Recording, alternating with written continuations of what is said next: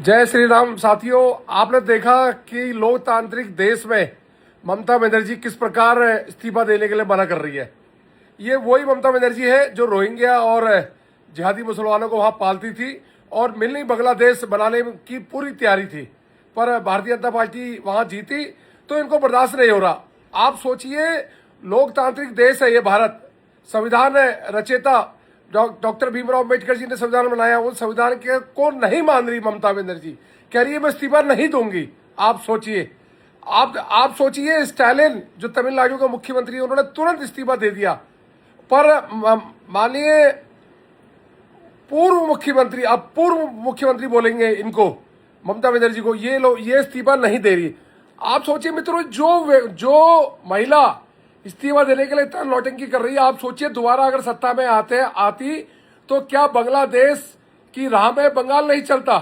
तभी तो बार बार सारे हिंदू कह रहे थे एक हो जाओ, एक हो जाओ। इसी कारण हिंदू एक हो रहे थे, क्योंकि हिंदुओं को पता था कि ये बांग्लादेश बनाने की तैयारी चल रही है जो भारत के संविधान को नहीं मान रही।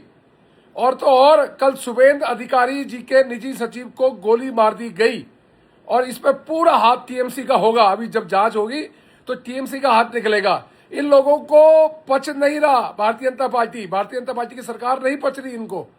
ये लोग 15 साल सत्ता में रहे, इन्होंने भारतीय जनता पार्टी के सैकड़ों कार्यकर्ताओं को मारा, बलात्कार करा, उनके घर जलाए, पर आज भी सत्ता से बाहर होने के बाद भी इनको पच नहीं रहा। ये देश के संविधान को बिल्कुल नहीं मान रहे।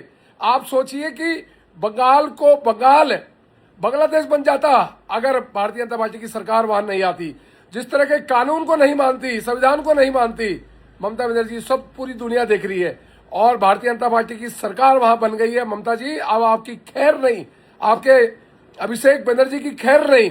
जो आपने घोटाले किए, जो भ्रष्टाचार किया, जो रोहिंग्या को आपने बसाया, उसका चुन चुन कर हिसाब भारतीय जनता पार्टी लेगी। धन्यवाद मित्रों।